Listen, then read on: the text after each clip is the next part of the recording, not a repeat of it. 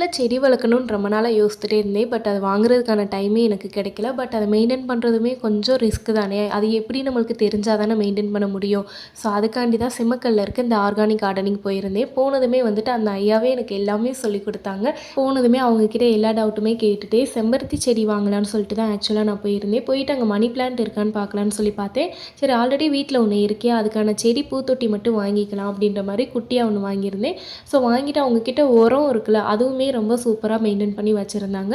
அதுவுமே 50 ரூபீஸ் தான் சொல்லியிருந்தாங்க. ஸோ அதுவும் ஒன்று வாங்கிட்டு அதுக்கப்புறம் என்ன செடிலாம் வாங்கணுமோ அதை எல்லாத்தையும் சுற்றி பார்த்தேன். அதுக்கப்புறம் எல்லா செடியுமே பற்றி கேட்டுட்டு இருந்தேன். அவங்களும் எல்லாமே எனக்கு எக்ஸ்பிளைன் பண்ணிட்டு இருந்தாங்க. தென் இந்த ஸ்னேக் செடி வந்துட்டு வாங்கலாமேன்னு சொல்லிட்டு அதுவுமே வாங்கியிருந்தேன். இது 15 டேஸ்க்கு ஒன்ஸ் தண்ணி ஊற்றினாலே போதும்னு சொல்லியிருந்தாங்க.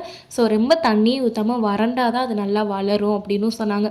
சரி ஓகே, அது ஒன்று வாங்கிக்கலாமே, புது வீட்டுக்கு வேறு போயிருக்கோம், அங்கெல்லாம் இது வந்துட்டால் என்ன பண்ணுறதுன்ற ஒரு பயத்திலே வாங்கிட்டு வந்தேன். அப்புறம் செம்பருத்தி செடி வந்து கண்டிப்பாக வெயிலில் தான் வைக்கணும்னு சொன்னாங்க. ஸோ அதை அப்படியே வச்சுட்டு டெய்லி தண்ணி ஊற்றிக்கலாம். மணி பிளான்ட் வந்து 3 டேஸ்க்கு ஒன்ஸ் தான் தண்ணி ஊற்றணும்னு சொல்லியிருந்தாங்க.